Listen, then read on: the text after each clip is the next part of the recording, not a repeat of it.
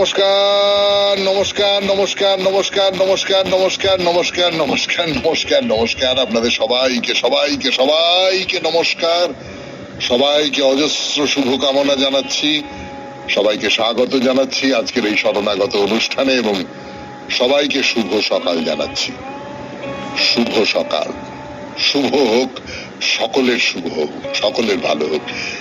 আজকে সকালবেলা, এই ভোরবেলা সূর্য ওঠার মুহূর্তে প্রায় বলা যেতে পারে, এইটাই আমাদের শরণাগতের প্রার্থনা।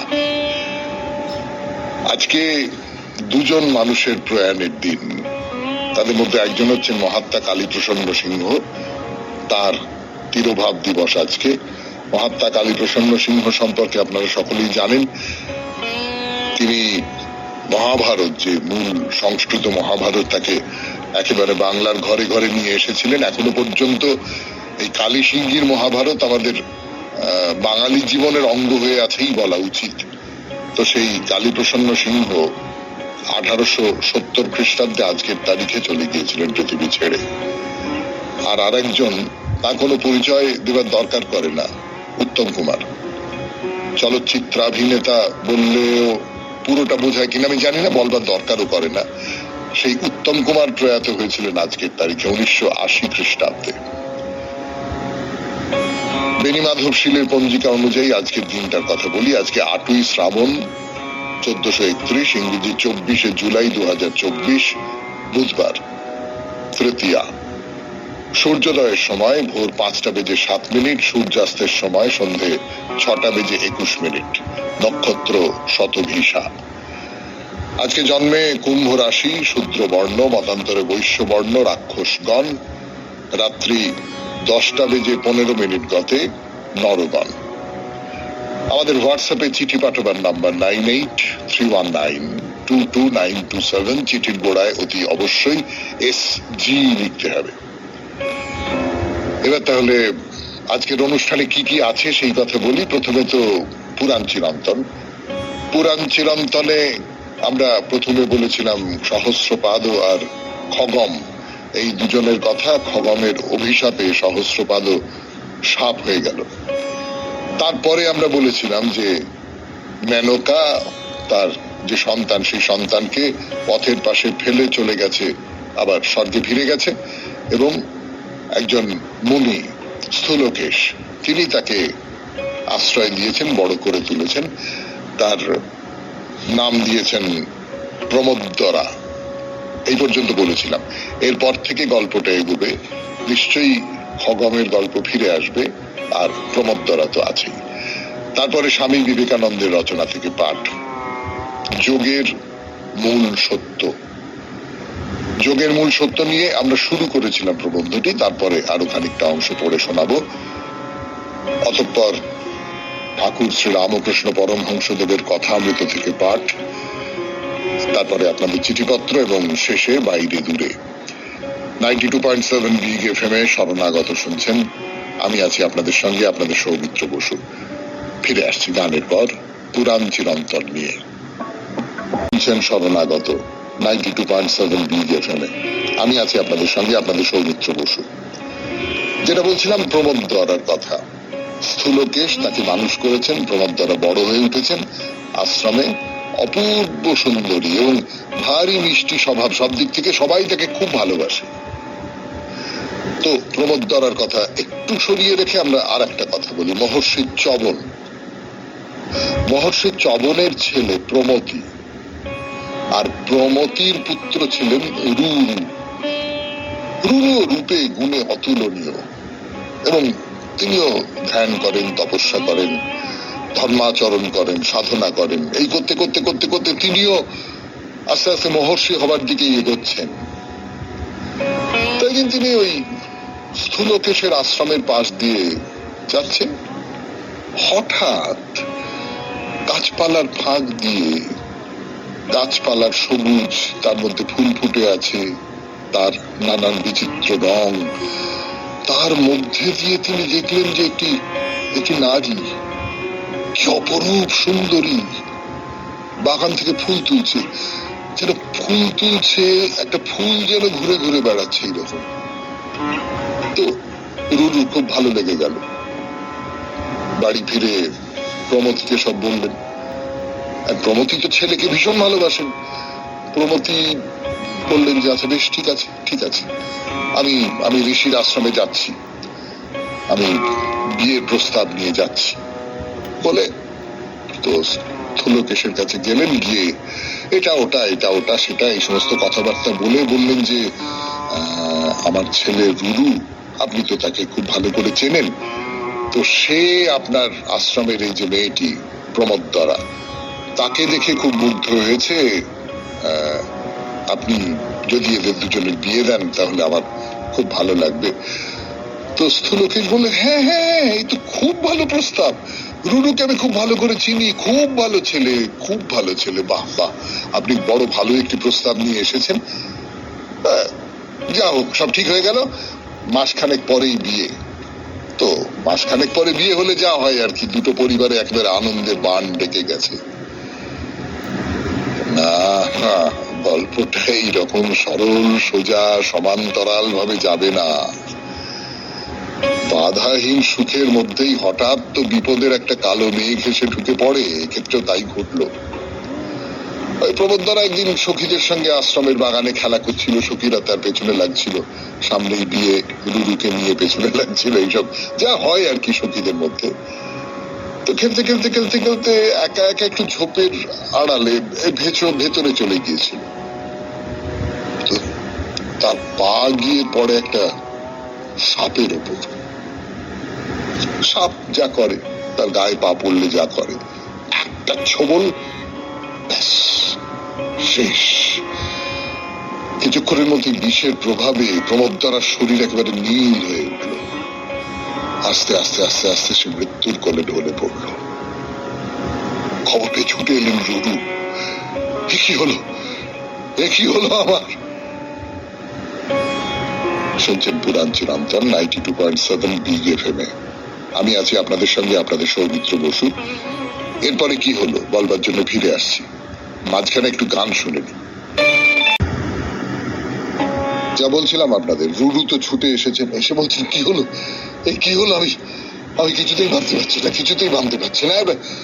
অর্ধন্মাদের মতো হয়ে গেছে, সত্যি সত্যি মুগ্ধ হয়েছিল। আর যেরকম হয় বিয়ে ঠিক হয়ে গেছে, তখন মনে মনে নানান রকমের কল্পনা করছে, এটা করছে ওটা করছে। সেই অবস্থায় এরকম নির্মম একটা আঘাত, এক মুহূর্তের মধ্যে সমস্ত স্বপ্ন সবকিছু ভেঙে চুরমার হয়ে গেল। এইটা সে হাউ হাউ করে কাঁদছে, বিলাপ করছে, তুমি কোথায় ছেড়ে চলে গেলে, তুমি কোথায়, এই সমস্ত করছে। কিছুতেই মানে তার মাথা, প্রমোদরার মাথা কোলে নিয়ে বিলাপ করছে। তো এই বিলাপে যমরাজ বিচলিত হল। তিনি তার একজন দূতকে পাঠালেন, দূত প্রমোদরাকে নিয়ে যাবে। তো সে কিছুতেই নিয়ে যেতে পারছে না, কিছুতেই না। এবং রুরু যে কাঁদছে, হাউ হাউ হাউ হাউ করে কাঁদছে, এতে তিনিও খুব বিচলিত। তো সেই দূত, তিনি বললেন যে দেখো, কিছু তো করার নেই, প্রমোদরার আয়ু শেষ হয়ে গেছে, কাজেই তাকে মর্ত থেকে বিদায় নিতেই হবে, এই নিয়ে তুমি আর দুঃখ করো না। রুরু কাঁদতে কাঁদতে বললেন তাহলে ওর সঙ্গে আমাকেও নিয়ে চলুন, আমাকেও নিয়ে চলুন, আপনি প্রমোদরাকে ছেড়ে আমি বেঁচে থাকতে পারবো না, আমার পক্ষে সম্ভব নয় বেঁচে থাকা। তো দূত বলছেন সেটা কি করে হয়, তোমার আয়ু তো এখনো শেষ হয়নি, তুমি এখন কি করে যমলোকে যাবে, তোমার আয়ু শেষ না হলে তো তোমাকে আমরা নিয়ে যেতে পারি না। তো রুরু বলছে তাহলে আপনি আমার আয়ুর কিছুটা অন্তত প্রমোদরাকে দিই, ও কিছুদিন অন্তত বেঁচে থাক। এইটা তো একটা যুক্তি। প্রমোদরাকে যদি রুরুর আয়ুর খানিকটা অংশ দিয়ে দেওয়া যায়, তাহলে তার জীবনটা আরো কিছুদিন চলে। এবং সত্যি সত্যি রুরু এইরকম করে কাঁদছে, নিঃস্বার্থভাবে নিজের আয়ু দান করে দিতে চাইছে, প্রস্তাবটা মন্দ নয়। মোট আয়ু তো একই থাকছে, সেক্ষেত্রে তো কোনো ক্ষতি হচ্ছে না। তো তাহলে ভেবে দেখা যেতে পারে। দেবদূত ভাবুন। আমরা শেষ করি পুরাণ চিরন্তন 92.7 বিগ এফএম এ শরণাগত অনুষ্ঠানে। এরপর স্বামী বিবেকানন্দের রচনা থেকে পাঠ। পাঠ করবার জন্য আমি প্রস্তুত। একটু গান শুনে নি। গানের পর ফিরে এলাম স্বামী বিবেকানন্দের রচনা থেকে পাঠ এই পর্যায়ে 92.7 বিগ এফএম এ শরণাগত অনুষ্ঠান শুনছেন আপনারা। যোগের মূল সত্য। আমাদের আলোচ্য যোগমতের দৃষ্টিভঙ্গি কিন্তু এরূপ নয়। ইহা বলে যে মানুষের আত্মা সত্যই আছে এবং উহারই মধ্যে সকল শক্তি নিহিত রহিয়াছে। আমরা যদি শরীরকে সম্পূর্ণ আয়ত্তে আনিতে পারি, তাহা হইলে অন্তরের ওই শক্তি বিকশিত হইবে। আত্মাতেই সকল জ্ঞান। মানুষের এত সংগ্রাম কেন? দুঃখের উপশমের জন্য। শরীরের উপর আমাদের আধিপত্য নাই বলিয়াই আমরা যত দুঃখ ভোগ করি। আমরা অশ্বের পুরোভাগে শকটটিকে জুতিয়া দিতেছি। উদাহরণস্বরূপ সৎকর্মের কথা ধরা যাক। আমরা ভালো কাজ করিতে চেষ্টা করিতেছি, দরিদ্রের সেবা করিতেছি, কিন্তু আমরা দুঃখের মূল কারণের দিকে দৃষ্টিপাত করি না। ইহা যেন একটি বালতি লইয়া সাগরের জল ছেঁচিতে যাওয়া। যেটুকু জল খালি করা গেল, তাহার চেয়ে অনেক বেশি জল সর্বক্ষণ হাজির হইতেছে। যোগী দেখেন ইহা অর্থহীন প্রচেষ্টা। তিনি বলেন, দুঃখ হইতে পরিত্রাণের উপায় হইল প্রথমে দুঃখের মূল অন্বেষণ। ব্যাধি যদি দুশ্চিকিৎস হয়, তাহা হইলে উহা আরোগ্য করার চেষ্টা নিরর্থক। জগতে এত দুঃখ কেন? আমাদেরই নির্বুদ্ধিতার জন্য। আমরা আমাদের শরীরকে আয়ত্ত করি নাই। যদি নিজের দেহের উপর প্রভুত্ব লাভ করিতে পারো, তো জগতের সকল দুঃখ দূর হইবে। প্রত্যেকটি হাসপাতাল চায় বেশি বেশি রোগী যেন আসে। যতবার তুমি কিছু দান করিবার কথা ভাবিতেছ, ততবারই তোমাকে তোমার দান যে গ্রহণ করিবে সেই ভিক্ষুকের কথাও ভাবিতে হয়। যদি বলো, হে ভগবান, পৃথিবী যেন দানশীল ব্যক্তিতে ভরিয়া যায়, তোমার কথার তাৎপর্য এই দাঁড়ায় যে পৃথিবী যেন ভিক্ষুকের দ্বারা পরিপূর্ণ হয়। লোকহিতকর কাজে যদি জগৎ পরিব্যাপ্ত দেখিতে চাও, তো জগৎকে দুঃখ কষ্টে পরিপূর্ণ দেখিতেও প্রস্তুত থাকিও। যোগী বলেন, দুঃখের কারণ কি তাহা প্রথমে বুঝিলে ধর্মের ব্যবহারিক উপযোগিতা হৃদয়ঙ্গম হয়। জগতের যাবতীয় দুঃখ আমাদের ইন্দ্রিয় সমূহের সহিত সংশ্লিষ্ট। সূর্য, চন্দ্র অথবা তারা সমূহের কি কোনো ব্যাধি আছে? যে আগুন দিয়া ভাত রাঁধিতেছ, উহাই শিশুর হাত দগ্ধ করিতে পারে। উহা কি আগুনের দোষ? অগ্নি ধন্য, এই বিদ্যুৎ শক্তি ধন্য, ইহার আলোক দিতেছে। কোথাও তুমি দোষ চাপাইতে পারো না, মূল ভূতগুলির উপরও না। জগৎ ভালো নয়, মন্দ নয়, জগৎ জগতই, আগুন আগুনই। উহাতে যদি তুমি হাত পোড়াও, সে তোমারই বোকামি। যদি আগুনকে রন্ধন এবং খুন নিবৃত্তির কাজে লাগাইতে পারো, তো তুমি বিজ্ঞ। ইহাই পার্থক্য। কোন অবস্থা বিশেষকে কখনো ভালো বা মন্দ বলা চলে না। ভালো বা মন্দ ব্যক্তি মানবের ক্ষেত্রেই প্রযোজ্য। জগৎকে ভালো বা মন্দ বলার কোনো অর্থ আছে কি? ইন্দ্রিয় পরবশ ব্যক্তি মানবী সুখ বা দুঃখের অধীন হয়। যোগীরা বলেন, প্রকৃতি ভোগ্য, আত্মা ভোক্তা। বিষয়ের সহিত ইন্দ্রিয়গুলির স্পর্শ হইতে সুখ বা দুঃখ, শীত বা উষ্ণের জ্ঞান হয়। আমরা যদি ইন্দ্রিয়গুলি আয়ত্ত করিতে পারি এবং এখন যেমন সেগুলি আমাদিগকে চালাইতেছে সেরূপ না হইয়া যদি আমরা তাহাদিগকে খুশি মতো চালাইতে পারি, আমাদের আজ্ঞাবহ ভৃত্য করিয়া রাখিতে পারি, তাহা হইলে তৎক্ষণাৎ সমস্যার সমাধান হইয়া যায়। বর্তমান অবস্থায় ইন্দ্রিয়গুলি আমাদিগকে বাঁধিয়া রাখিয়াছে এবং আমাদিগকে খেলাইয়া বেড়াইতেছে, সর্বদাই বোকা বানাইতেছে। শুনলেন স্বামী বিবেকানন্দের রচনা থেকে পাঠ 92.7 বিগ এফএম এ শরণাগত অনুষ্ঠানে। এরপর গান, গানের পর কথা অমৃত। আমি আছি আপনাদের সঙ্গে, আপনাদের সৌমিত্র বসু। এলাম গানের পর 92.7 বিগ এফএম এ শরণাগত অনুষ্ঠানে কথা অমৃত নিয়ে। ঠাকুর কথা বলছেন তার শিষ্যর সঙ্গে, মনির সঙ্গে কথা বলছেন, তিনি মাস্টারমশাইয়ের সঙ্গে কথা বলছেন, এরকম সব কথাবার্তা হচ্ছে। এর আগের দিন সেই সব কথার খানিক অংশ শুনিয়েছিলাম আপনাদের। ঠাকুর কিভাবে নিজের সম্পর্কে অন্যের কাছে জানতে চাইছেন। যেমন ঠাকুর বলছেন যে, আচ্ছা, আমার অভিমান আছে, মনিকে জিজ্ঞেস করছে যে আমার অভিমান আছে। তো আপাত দৃষ্টিতে শুনে কিরকম মনে হয়, এবার কিরকম কথা? আপনার অভিমান আছে কিনা আপনি জানেন না, বোঝেন না? ঠাকুর বোঝেন কি না বোঝেন সেই কথায় পরে আসছি, কিন্তু একটা ব্যাপার একটু লক্ষ্য করে দেখবেন যে আপনার মনের মধ্যে অভিমান আছে কিনা, আপনার মনের মধ্যে অহংকার আছে কিনা, আপনার মনের মধ্যে কি কি আছে না আছে সেই সমস্তটা কি আপনি জানেন? আমি আবার বলছি, আমি ঈশ্বরীয় কথা বাদ দিচ্ছি, আমি সাধারণভাবে আমাদের নিজেদের কথা বলছি। আপনার আমার, এই যে আমরা বলি যে আমি, এটা আমি, হ্যাঁ, শরীরটা দেখিয়ে বলি যে এই যে শরীরটা, এইটা আমি। কিন্তু সত্যি সত্যি যদি আমি হই তাহলে এর উপর কি আমাদের অধিকার আছে? আমাদের অধিকার আছে? মানে এই শরীরের কোথায় কি হচ্ছে না হচ্ছে আমি জানি। প্রথম কথা, এই শরীরের কলকবজা আমি কিছু জানি না।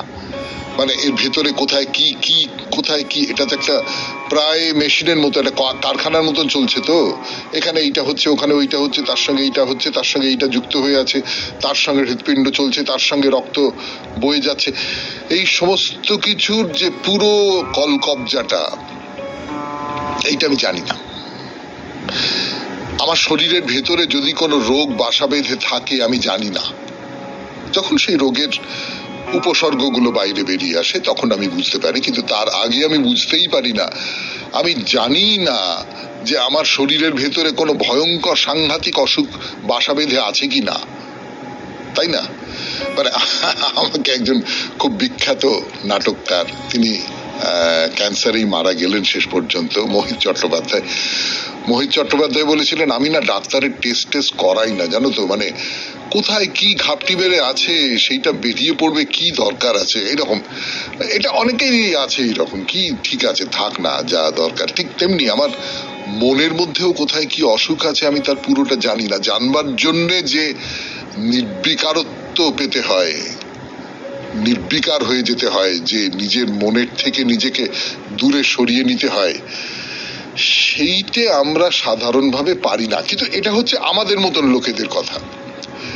ঠাকুর এই যে কথাটা বলছেন, ঠাকুর এই কথাটা বলছেন কিভাবে যে আমার অভিমান আছে, মানে এটা বাইরের লোক কিভাবে দেখে আমি একরকম করে বুঝি তার কারণ, কিন্তু অন্য লোক আমার এই আচরণগুলো কিভাবে দেখে, যে ধরা যাক আমি ভাবাবস্থায় যা বলি তাতে লোকের আকর্ষণ হয়, আগের দিন বলেছিলাম আপনাদের।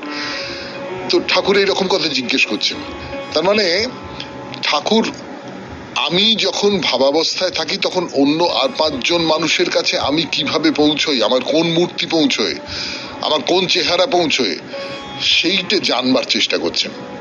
ঠিক তেমনি এইখানেও বলছেন যে আমার কি অভিমান আছে, তোমাদের কি মনে হয়?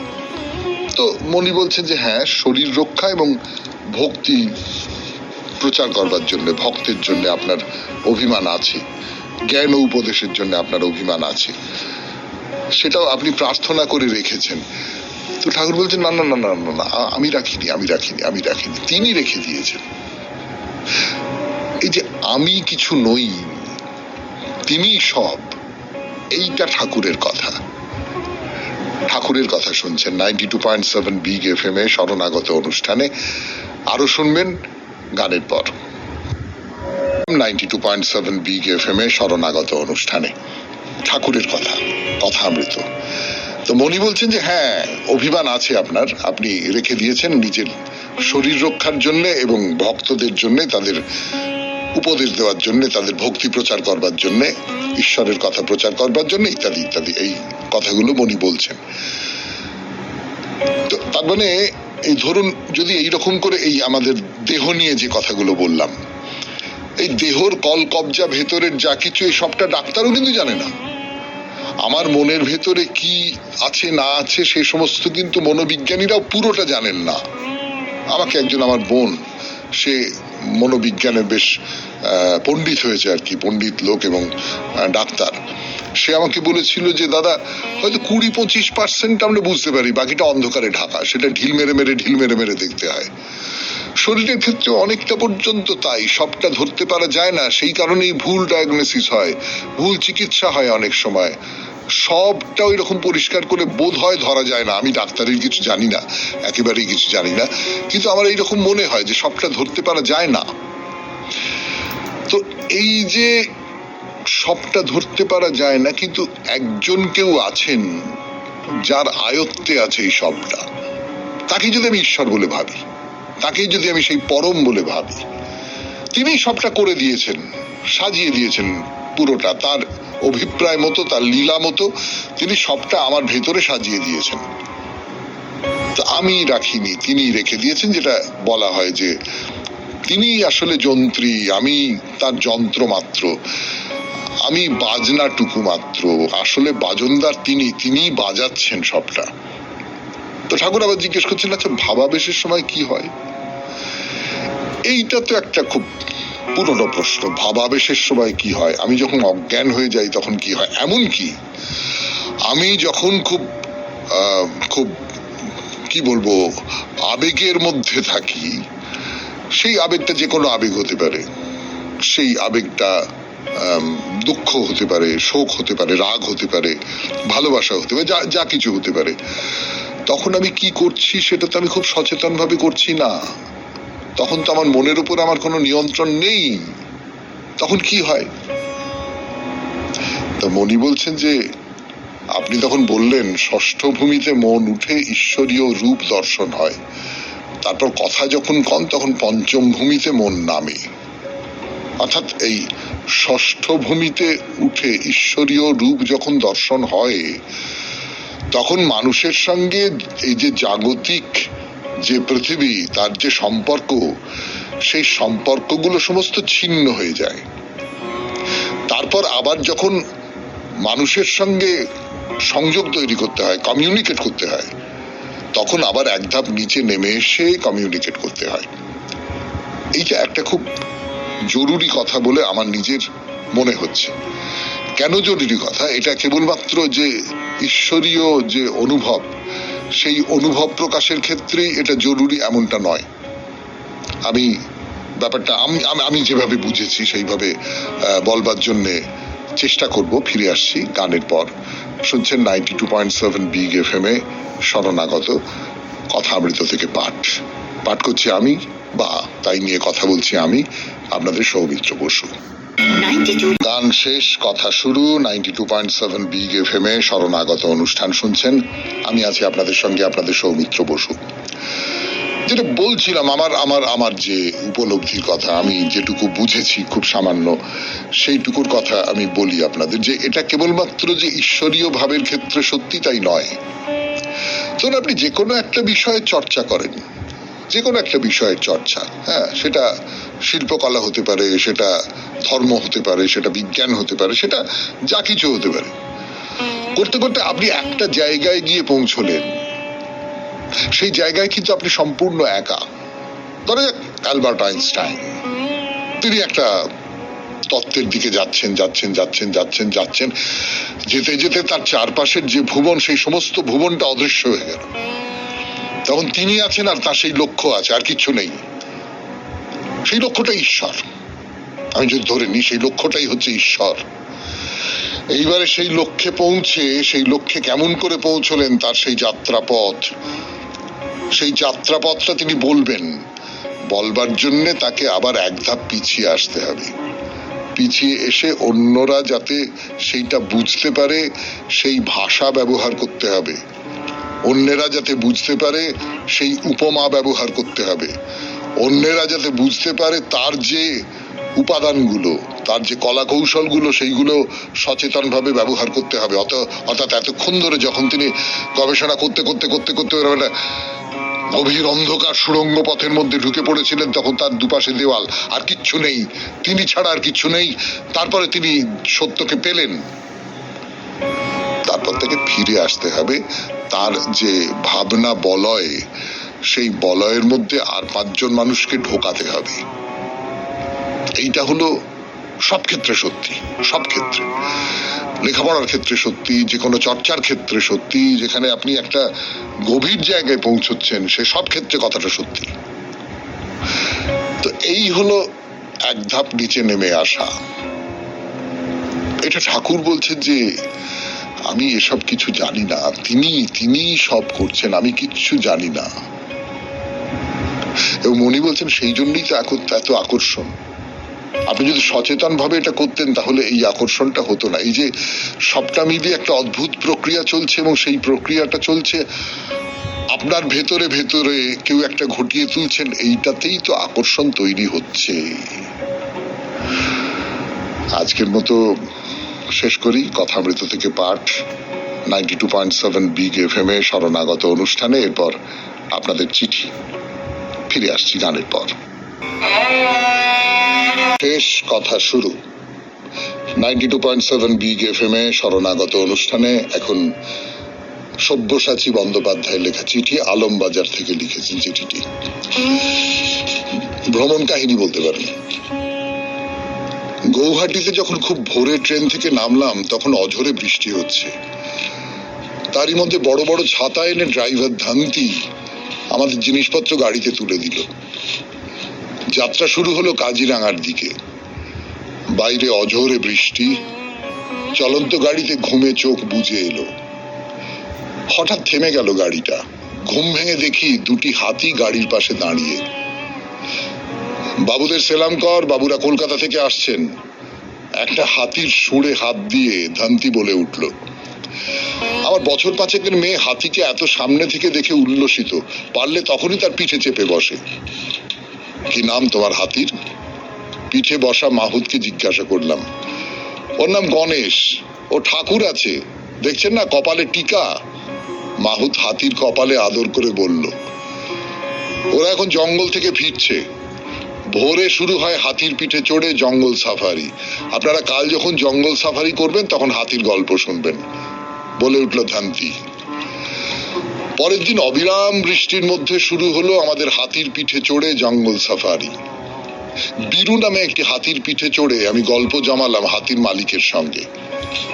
জানেন স্যার, আমার দুটো হাতি, এটা বীরু আর একটা আছে রাজু। ওরা আমার বাড়ির লোক। মাঝে মাঝে ওদের যখন শরীর খারাপ হয় তখন আমাদের সকলের মাথাও খারাপ হয়ে যায়।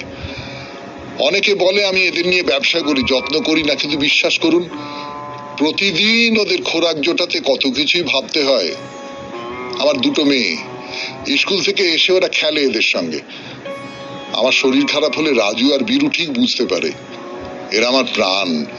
এদের ছাড়া একটা দিনও ভাবতে পারি না।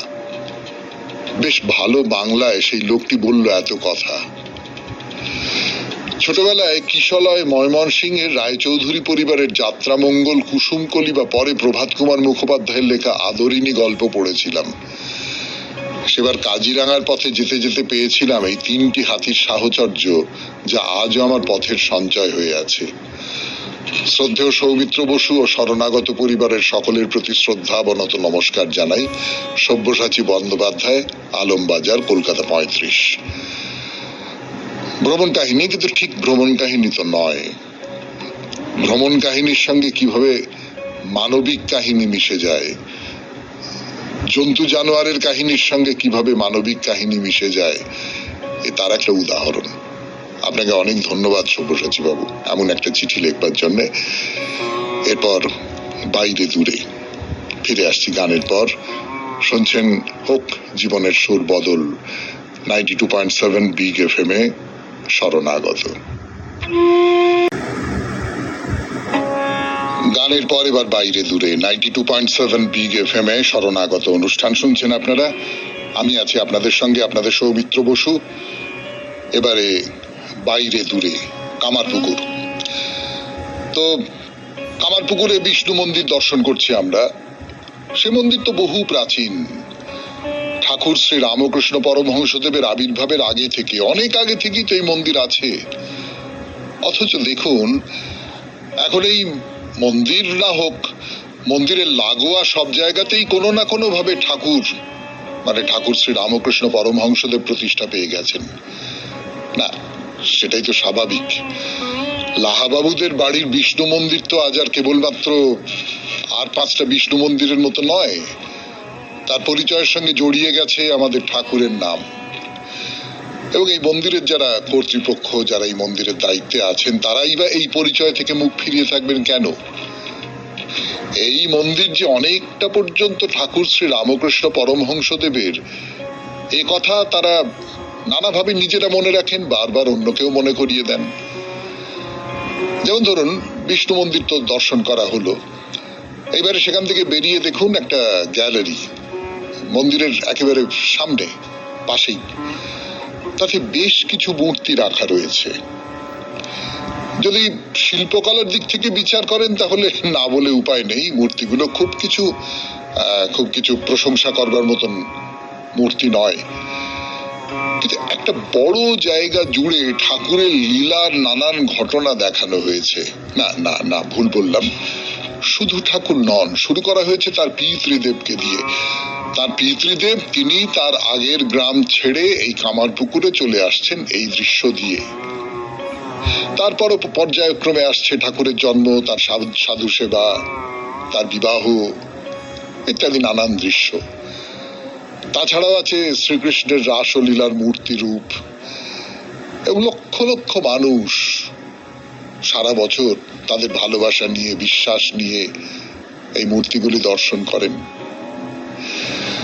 শুনছেন বাইরে দূরে 92.7 বিগ FM এ এই শরণাগত অনুষ্ঠানে। ফিরে আসছি এই কামারপুকুর নিয়ে আরো কথা বলবার জন্য। আর একটা বাড়ির দিকে যাব আমরা গানের পর।